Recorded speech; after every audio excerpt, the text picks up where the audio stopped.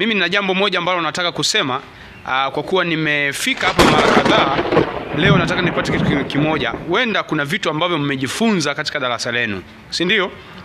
Lakini mimi nimekuja na hili jambo moja. Nitaanza hapa na mtumishi wa Mungu. Unaitwa mchungaji nani? Deborah John. Wa mkoa gani? Morogoro. Na Morogoro hapa ndio? Ndio. Sawa, okay. Sasa jambo la kwanza, katika utumishi wako, nafikiri kwamba katika utumishi kuna changamoto, kuna mapambano. Katika utumishi wako ni changamoto ipi ambayo unapitia? Changamoto zipo kama tunavyofahamu, tunakutana na changamoto kadha kwa kadha, na sisi kama watumishi wa Mungu wachungaji tumekuwa na mahubiri makanisa ambayo tunayachunga, lakini changamoto ambazo tunakutana nazo katika kama kanisa au kama mchungaji ni vile ambavyo tunatumia nguvu kubwa kuhubiri, kufundisha watu na kuelekeza, lakini kuna namna ambayo inatokea kama kanisa au vitu fulani ambavyo tunakuwa tukivielekeza ili kanisa wavifuate, inakuwa ni namna ambayo yanakuwa watu wanapokea katika mapokeo ya tofauti na wanachukulia namna ya kibinadamu na kuweza kufanya vitu ambavyo sivyo. Aidha, jambo la kwanza, wanasababisha kuhama kwa makanisa kutokana na ule ukweli na mahubiri na mafundisho ambayo tunayafundisha. Jambo lingine ni mtu vile tu anajikwaa na kukaa nyumbani, kuona tu vile kwamba ameguswa katika eneo fulani na kutojua kwamba ni mpango wa Mungu, ni muujiza wa Mungu, ni ujumbe ambao umemfikia moja kwa moja ili aweze kubadilika. Naam, lakini pia kwamba hao watu wanakuepo ndani ya kanisa. Maana umewahubiria sana, si ndio? Na wanakuepo ndani ya kanisa. Ndio. Wanapokuepo ndani ya kanisa, mwisho wa siku wanakuacha peke yako. Pole sana. Pastor, pole sana. Amina. Pole sana. Lakini nafikiri kwamba katika darasa hili la DLT, nafikiri ni chuo kizuri sana. Umejifunza nini? DLT kama ulivyotangulia kusema ni chuo kizuri sana na kimebobea katika mafundisho mazuri, na katika darasa hili la DLT nimejifunza vitu vingi. Nimetiwa moyo ya kwamba nisikate tamaa. Kuna ngazi ambazo unazipitia kama mtumishi wa Mungu, mchungaji, katika unapoliongoza kundi au unapoongoza watu fulani. Kwa hiyo nimetiwa moyo na nimetambua ya kwamba kuna ngazi na hatua ya kwamba niendelee kusonga mbele, niendelee kufundisha kila ambacho Roho wa Mungu ananitumia, ananipa kufundisha. Niendelee kufundisha zaidi yale mapokeo Kristo anavyoniongoza. Yamkini wako watu ambao kupitia mimi au wale mafundisho watapata kuinuliwa na kusonga mbele katika maisha yao ya rohoni. Kwa hiyo tunaendelea. Nimeona DLT mko vizuri. Ndio. Big up sana kwenu. Asante sana. Ninawashukuru sana. Amen. Lakini pia hebu huyu mwalimu anayefundisha angalau hata aongee kidogo. Kwa nini hivi? Naona kama kuna kitu hichi nimekipata. Kumbe kuna ngazi ya huduma. Mwalimu, karibu sana. Naona mwalimu hapa anakuja. Nashukuru sana. Ndio mwalimu. Kwa nafasi hii. Niseme kwamba swala la huduma au wito ni jambo ambalo linamhusu mtu na Mungu. Ndio. Na katika utumishi ama huduma ni kwamba ziko changamoto, zikosekana zipekee. Ndio. Ila pia kuna ngazi ama kuna hatua za ukuaji wa huduma, kama ilivyo kwa habari ya ukuaji wa Mkristo wa maisha yake ya kiroho. Kuna hatua za ukuaji wake. Kuokoka ni tukio. Ndio. Kwa kiroho ni mchakato. Ndio. Kuanzia huduma ni tukio. Kuendelea katika huduma ni mchakato. Ndio. Kufanikiwa na kufanya vizuri na kuendelea ni mchakato. Sawa mwalimu. Lakini mimi najaribu kuona kwamba kuna kitu ambacho mimi ninasikia ndani kwamba baada ya kukutana na pastor nani hapa, anasema kwamba amepitia changamoto kubwa ambayo ni washirika kuhama. Unajua ni ngumu sana kukaa alafu wakati mwingine unahubiri watu wasiokoke.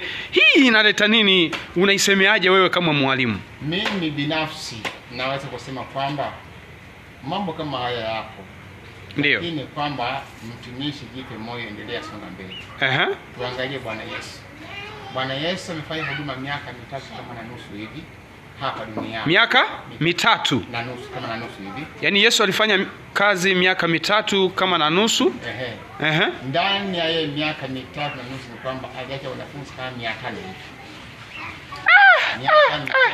Manake miaka mitatu na nusu wakaokoka watu 500 aliyowaacha kama wanafunzi. Lakini Yesu ni Mungu pia. Naona kitu kama hicho. Yeye ni Mungu, amefanya miujiza, wakala na mikate, basi kama asulubiwe. Waliokula mikate Wakashiba. Haya, tunaona baada ya Yesu sasa kuondoka kuna Petro sasa. Petro ni mwanafunzi miongoni mwa wanafunzi 12 wa Yesu ambaye alikuwa karibu sana na Yesu. Petro ni kwamba alimkana Yesu mara 3 wakati Yesu anaenda kusulubiwa. Akasema simjui, simtambui, simuelewi, akamkana mara 3 kabla jogoo hajawika. Na baada ya hapo ni kwamba siku ya Pentecost ilipotimia, unamwona Petro huyu ambaye aliogopa alafu akamkana Yesu. Baada ya ujazo Roho Mtakatifu ni kwamba anahubiri siku moja watu 3000 wanaokoka siku hiyo moja. Watu 3000. Manake amemzidi Yesu. Baada ya siku chache tena hapo mbele ni kwamba pale kaluni kwenye mlango mzuri, yule kiwete aliyeponywa pale Petro akiwa na Yohana, ni kwamba baada ya ule uponyaji ule muujiza ni kwamba wanaume 5000 waliokoka. 5000 ndani ya siku moja. Wanaume 5000 wakaokoka siku hiyo moja. Wakawa wanafunzi wa Yesu. Mtazamaji, hebu endelea kusikiliza hiki anachozungumza mwalimu wa DLT. Namuelewa. Unajua ni kitu ambacho hili darasa linaonekana liko vizuri sana. Kwa wewe ambaye unakosa kwa kujifunza masomo haya, unakosa kitu kikubwa sana. Of course unakosea. Karibu sana kama unanisikia sasa. Endelea mwalimu. Kwa swala la huduma, kumbuka ni kwamba sisi tunahubiri. Anayeokoa ni Mungu. Yes. Sina sehemu yetu. Kumbuka hawa ni watu wa Mungu. Sisi hatukuwafia watu msalabani. Yesu ndiye aliwafia watu msalabani. Kwa hiyo kama sisi tunafanya sehemu yetu ya kuhubiri, kufundisha, kuonya. Watakao kubali kutulia watakuwa wanafunzi wa Yesu. Swala la kuacha imani ni kwamba sio kwetu, ni kwamba imeanza kwa wakati wa Yesu. Watu ni kwamba wameponywa, ile imefanyika baada hapo walimwacha Yesu. Wakakataa imani hiyo, wakasema asulubiwe. Hivyo hata mchungaji anaweza kuachwa. Sio swala geni, sio swala ajabu. Na msingi ni kwamba ni kuangalia kila ambacho sauti ya kwanza uliyosikia katika wito wako.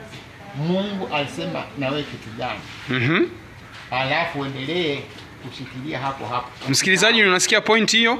Mtazamaji, usisahau ile ambayo sauti ya kwanza uliyosikia. Kauli ya kwanza ulisikia Mungu akisema na kwa habari ya wito wako alikwambia nini? Zingatia hilo. Haya mengine kwamba ni mapito tu, ni mpango wa Shetani kwamba akupotoshe, akuondoe kwenye njia, uone kama huduma hii imeshindikana, mimi haiwezekani, basi niache huduma hii maana watu wamekataa kuokoka na mimi niache. Hapana, ni kwenda kuvumilia na kutulia. Wakati wake Mungu kitimia, mambo yatakaa sawa. Mwalimu, nashukuru sana. Nafikiri pia mtazamaji anapotazama video hii, lakini pia atambue kwamba anapaswa kuja DLT ambaye anakutana pia na changamoto kama hizi. Kuna wachungaji pia wanakutana na changamoto kama hizi, lakini bado wako huko nyumbani na wanatumia akili zao. Kumbe wakati mwingine inatakiwa asome, aelewe kiundani zaidi, lakini pia amuelewe Mungu jinsi alivyo na Mungu anataka nini kwake. Baada ya hapo kuna vitu vingine kama maombi na vitu na kadhalika vinaweza vikamsaidia kwa ajili ya kusimama katika hali ya kumtumikia Mungu. Mungu awabariki sana watumishi wa Mungu. Amen. Amen. Niwatakie siku njema na fikiri kwamba nitarudi tena darasa la kesho nipate mawili matatu kama mmeweza kuelewa wanafunzi. Na wanafunzi wengine nafikiri kwamba leo nimewapata hapa wanafunzi wako watatu. Wengine nafikiri wameshaondoka. Ni dakika za mwisho kabisa nimekuja.